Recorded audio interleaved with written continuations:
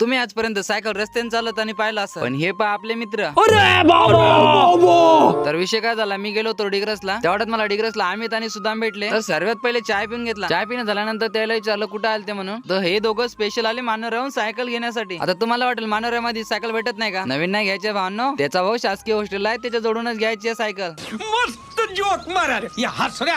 तर शासकीय हॉस्टेल आहे आपल्या इसापूरला. मग काय बाबा निघालो त्या दोघांना घेऊन. मग आपल्या डिग्रस मधल्या गल्ल्या फिरल्यानंतर आम्ही पोहोचलो शंकर टॉकी जवळ. तिथून निघालो मग आम्ही सरळ पोचत हवेनी. तेवढ्यात रस्त्यात रेल्वेचा पूल दिसला. जोरात काम चालू आहे, लवकर रेल्वे येते आपल्याकडे. त्यानंतर आम्ही पोहोचलो इसापूरला. तिथून सरळ निघालो मग हॉस्टेलच्या तिकडं. हॉस्टेलच्या तिथं पोहोचल्यानंतर बाहेर गाड्या लावल्या. त्यानंतर आम्ही सर्वजण गेलो मग आतमध्ये. त्यानंतर हे दोघं गेले विचारपूस करायला आणि मी गेलो. हाय हाय इतना सुकून. त्यानंतर त्या दादाला घेऊन आम्ही सर्वजण आलो खाली. आणि भावानं या शासकीय हॉस्टेल मध्ये आपला सर्व मित्र परिवार आहे. मग घेतली आपल्या भावानं गाडीवर सायकल. निघालो मग डिग्रस कडे. डिग्रसला पोहोचल्यानंतर ते दोघं सरळ निघाले मानोऱ्याला आणि आम्ही निघालो कामाला.